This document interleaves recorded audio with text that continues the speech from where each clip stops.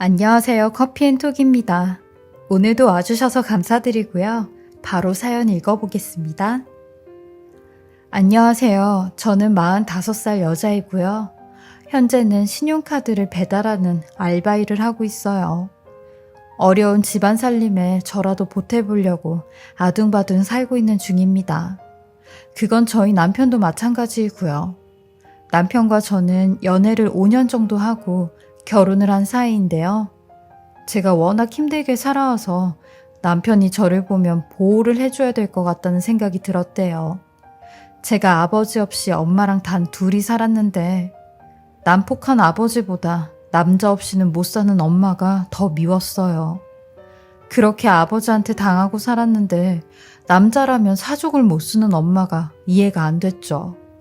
그렇다고 제대로 된 사람을 만나는 것도 아니었어요. 항상 문제가 있는 남자들만 어쩜 그렇게도 잘 데리고 오는지, 엄마가 데리고 온 남자들로 하여금 엄마만 상처를 받으면 몰라요.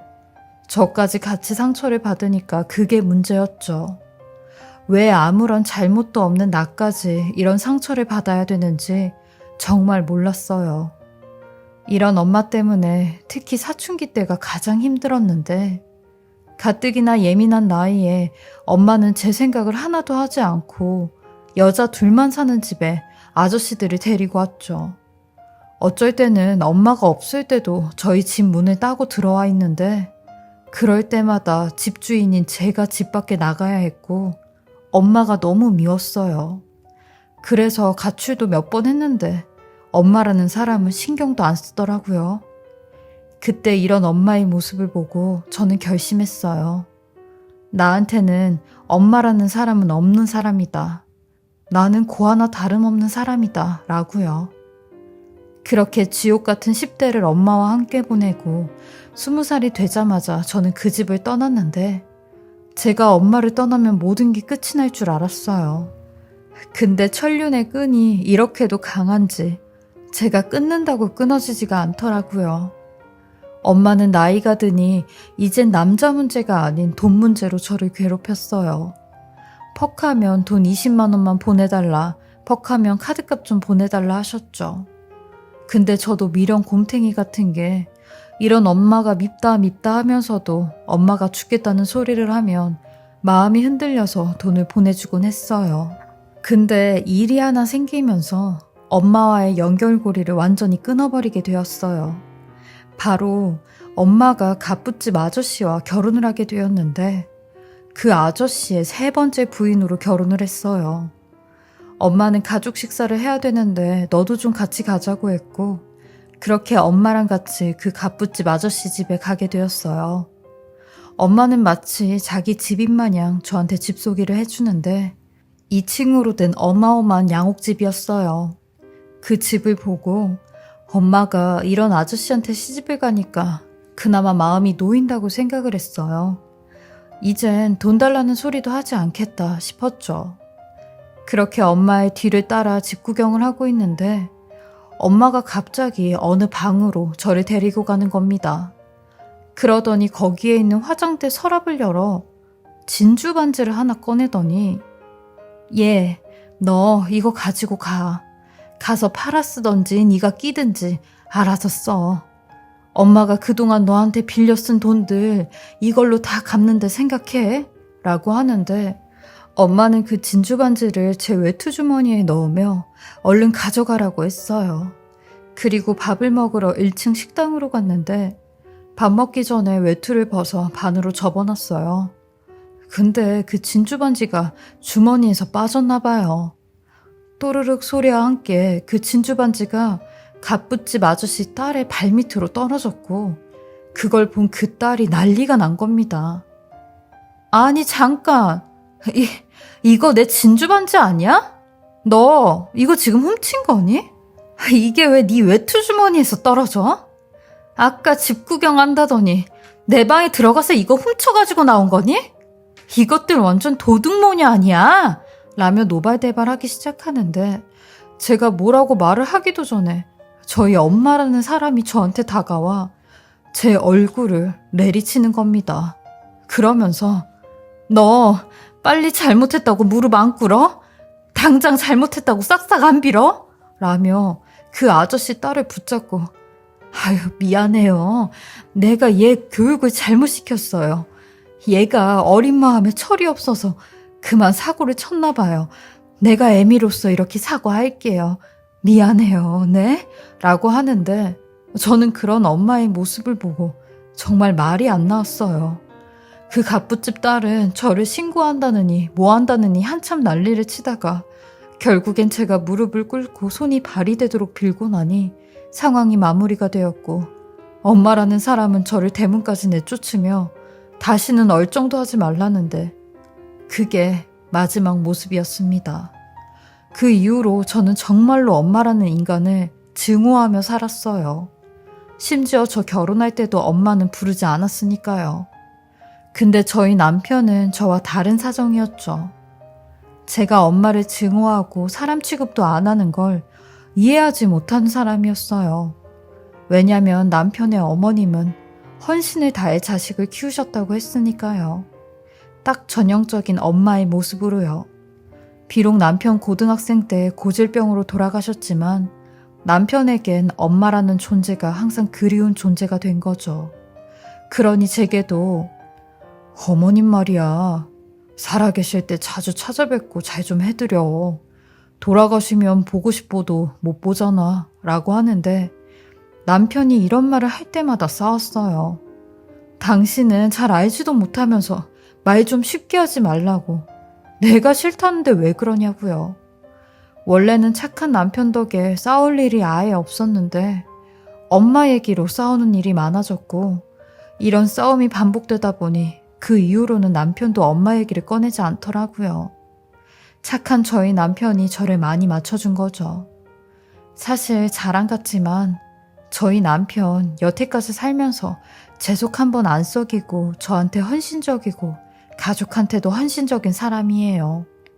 제가 부모 복은 없어도 남편 복은 있는 게 제가 45살인데도 아직까지 저만 보면 이쁘다고 눈에서 꿀이 뚝뚝 떨어지거든요. 저희 남편은 직업이 아파트 관리사무소장인데 원래 30, 40대에는 조그만한 중소기업에서 일을 했어요. 근데 회사를 그만두고 제2의 직업으로 주택관리사 자격증을 따게 되었죠. 남편 말로는 주택관리사가 정년이 없어서 60이 넘어서까지 일을 할 수 있다고 이만한 자격증이 없다고 했죠. 그렇게 아파트 관리소장으로 재취업을 하게 되었는데 너무 운이 좋게도 저희 아파트에 취직이 되었어요. 저희가 사는 아파트가 한 동짜리 아파트인데 마침 오랫동안 일을 했던 소장이 일을 그만두게 되면서 남편이 그 자리를 들어가게 된 거죠. 큰 아파트 단지 같은 경우에는 전문 위탁업체에 용역을 맡기지만 저희같이 한 동짜리 아파트는 입주자 대표회의에서 직접 고용을 하기에 남편이 쉽게 취직이 된 거죠. 저희 부부가 이 아파트에 산 지 10년 정도 되었는데 누구보다 이 아파트의 사정을 잘 알았고 주민분들 또한 아파트 실정을 잘 아는 사람이 소장이 되는 게 맞다고 하셨어요. 저희 부부는 정말 감사한 일이었죠. 주택관리사 시험에 합격이 돼도 일할 수 있는 아파트는 한정적이고 일자리보다는 구직자가 많은 상황이었거든요. 근데 저희 남편은 정말 안정적인 곳에 취직이 잘 된 거죠. 게다가 그 전에 계셨던 소장님이 한 20년 넘게 저희 아파트에서 근무를 하셨는데 건강 때문에 일을 그만두신 거지 건강만 아니었으면 더 오래 하셨을 수도 있으셨죠. 그것만 봐도 저희 남편이 아무 사고 없이 일만 잘한다면 오래도록 소장을 할 수도 있겠다 생각을 했어요. 한 동짜리 아파트이다 보니까 주민들끼리 얼굴도 거의 다 알고 사이도 좋아서 저희 남편한테 더 편하게 아파트에 대한 불편사항과 건의사항 이야기를 잘 하시더라고요. 누이 좋고 매부 좋은 사이가 되었죠. 근데 주민분들은 편하고 좋을지라도 저희 가족들은 좀 불편했어요. 왜냐면 오밤중에도 윗집에서 쿵쿵거린다고 저희 남편한테 해결 좀 해달라고 연락이 왔거든요. 뿐만 아니라 복도에서 누가 왔다 갔다 하는 것 같다며 순찰 좀 해달라는 이런 연락도 왔었고요. 그럼 남편은 본인의 일이니 마다하지 않고 오밤중에도 해결을 하러 나가곤 했어요. 뭐 자주 이런 연락들을 받은 게 아니라 가끔씩 받았으니 저도 이해를 좀 했지만 남편이 안쓰럽기만 하더라고요. 근데 어느 날부턴가 남편이 이런 민원을 받지 않았는데도 독단적으로 밤에 순찰을 하러 나간다고 하는 겁니다. 주차장도 좀 둘러보고 하단도 좀 둘러본다면서요. 그리고 관리사무실에 가서 남은 업무도 좀 보고 온다고 저한테 먼저 자라고 하는 날이 많아졌어요. 남편 성격대로라면 절대 퇴근하고 와서 일을 다시 할 사람이 아닌데 말이죠. 그러면서 하나둘씩 의심스러운 행동을 하기 시작했는데 남편은 제가 꼭 잠에 들락말락 할 때 민원이 들어왔다며 나가기 시작했어요. 저는 잠이 쏟아지니 남편이 나가는 것도 모르고 잠에 들어버렸거든요. 제가 오죽했으면 남편의 뒤까지 쫓아갔다니까요. 자는 척을 하고 있다가 남편이 나간 소리에 뒤따라 나가니 남편은 어김없이 관리 사무실로 들어갔고 불까지 환하게 켜더라고요. 그 모습을 보고 내가 괜한 의심을 했나 싶은 생각도 들었죠. 그러던 저녁 9시쯤이었나? 남편이 누군가의 전화를 한 통 받더니 저한테 여보, 나 사무실 좀 나갔다 올게. 방금 민원 전화가 왔는데 아니 윗집에서 애어른 할 거 없이 계속 뛰어다닌다고 하네. 그래서 방송 좀 하고 와야 될 것 같아. 방송하고 나서 나는 일 좀 마저 보고 올 테니까 먼저 자 라고 하는데 아파트 방송이면 저도 당연히 들을 테니 이번에는 아무 의심 없이 갔다 오라고 했어요. 그리고 한 10분 정도가 흘렀을까요? 아파트 방송을 울리는 소리가 들렸고 곧이어 남편의 목소리가 들려왔어요. 그렇게 한 2-번 정도 똑같은 방송을 하고 종료 소리가 들렸죠. 그리고 나서 저도 줄여놓았던 TV 볼륨 소리를 다시 키우고 TV를 보고 있는데 아니 갑자기 어디선가 남편의 목소리가 들리기 시작하는 겁니다. 저는 다시 TV 소리를 낮추었고 귀를 기울였는데 세상에 아파트 방송에서 남편의 목소리가 새어나오기 시작했어요. 아, 오늘은 와이프한테 거짓말까지 하고 나왔다니까요. 없는 민원 만들어내면서까지 나온 거예요. 제가 맨날 밤마다 나가니까 이제 와이프가 서서히 의심하기 시작하는데 아, 이거 걸릴까봐 걱정이라니까요. 라고 하니 뒤이어 어떤 여자의 목소리가 들리기 시작하는데 나야 고맙지. 이렇게 날 위해서 직접 오밤중에 나와주고 재워주기까지 하는데 평생을 외롭게 산 나한테 이런 은혜를 베풀어주는데 이걸 내가 어찌 갚아야 될지 모르겠어. 라고 하니 남편이 아유 장모님 은혜라뇨. 사위된 도리로서 당연히 이렇게 해야 되는 게 맞는 거죠. 그러니까 이런 걸로 미안해하지 마세요. 에린이 엄마만 제가 잘 설득하면 장모님 이렇게 밤마다 관리사무실에서 지내는 것도 이제 끝일 거예요. 라고 하는데 아니 이게 지금 무슨 말인가 어안이 벙벙했어요. 내가 지금 헛소리를 듣고 있는 건가 싶은 생각도 들었는데 저희 딸이 밖으로 나와 엄마 지금 이거 아빠 목소리 아니야? 이게 다 무슨 소리야? 라고 하는데 제가 헛소리를 들은 게 아니었죠. 저는 신발까지 짝짝이로 신고 관리사무실로 쳐들어갔어요. 관리사무실 문을 있는 대로 두드리니 남편이 한참 뒤에 문을 열어주는 겁니다. 그리고 남편도 저를 보고 기겁을 하며 당신 앉았어? 아니 왜 이렇게 갑자기 온 거야? 라는 말에 엄마 어딨어? 여기 엄마 있는 거 다 알고 왔거든? 엄마 어딨냐고. 당신 장모 어딨냐고. 라며 소리를 질렀어요. 그러니 남편도 눈이 동그래져. 당신 지금 뭔 소리 하는 거야? 아니 장모님을 왜 여기서 찾고 있어? 당신 잠꼬대? 라고 하는데 지금 아파트 방송으로 당신이랑 엄마랑 대화한 내용들 전부 다 들렸거든? 나 말고도 우리 아파트 사람들이 다 들었다고. 근데 끝까지 발뺌하는 거야? 라며 남편을 밀치고 관리사무실로 들어갔어요. 그러니 남편도 뒤따라와 마이크가 켜진 걸 보고는 아차 싶었고 얼른 켜진 마이크를 껐죠. 그리고 저는 이곳저곳 살펴 엄마를 찾았어요. 근데 엄마의 흔적은 없었고 안쪽 탕비실에 들어가니 거기도 없더라고요.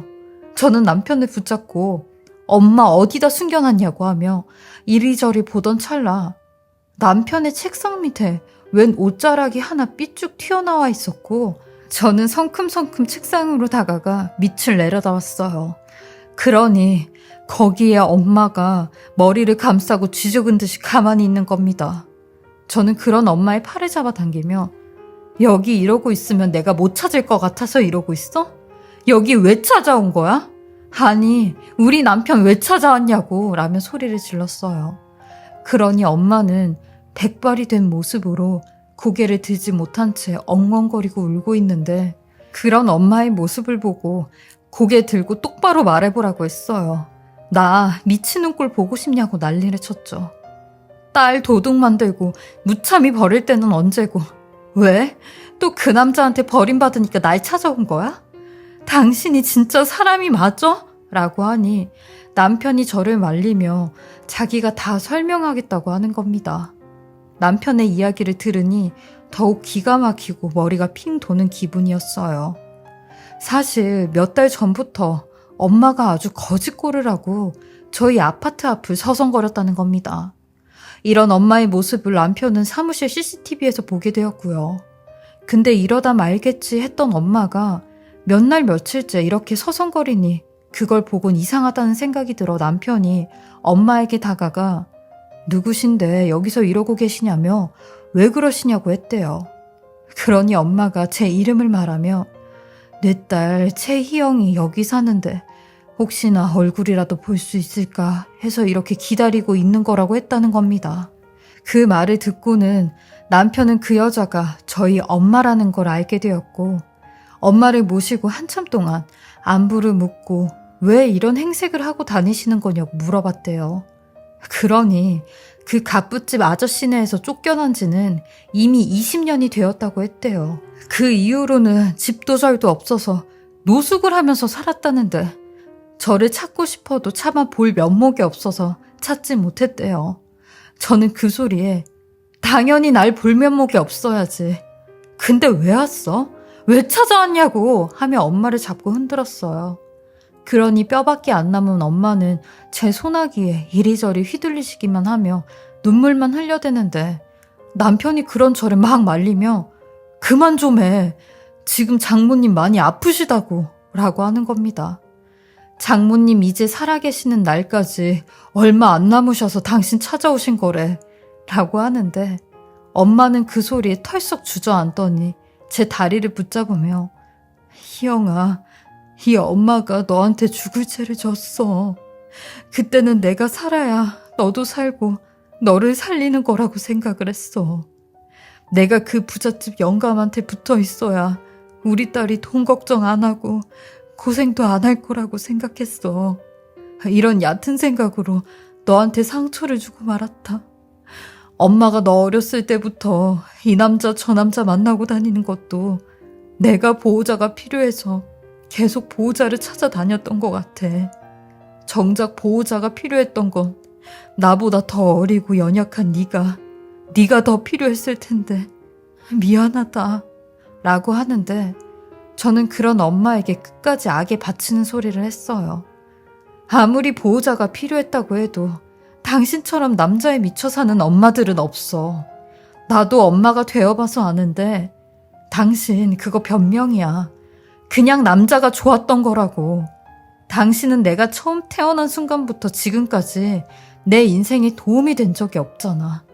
이제는 내 남편 인생까지 망치려고 해? 당신 때문에 내 남편 직장도 잘리게 됐네? 여기서 당신 밤마다 먹고 자고 해준 거 알면 사람들이 가만히 있겠어? 어떻게 끝까지 내 인생을 이렇게 망쳐놔? 제발 다시는 내 눈앞에 나타나지 마, 다시는! 이라고 하며 엄마의 진보다리를 밖으로 집어 던졌고 엄마도 잡아 끌어당겼어요.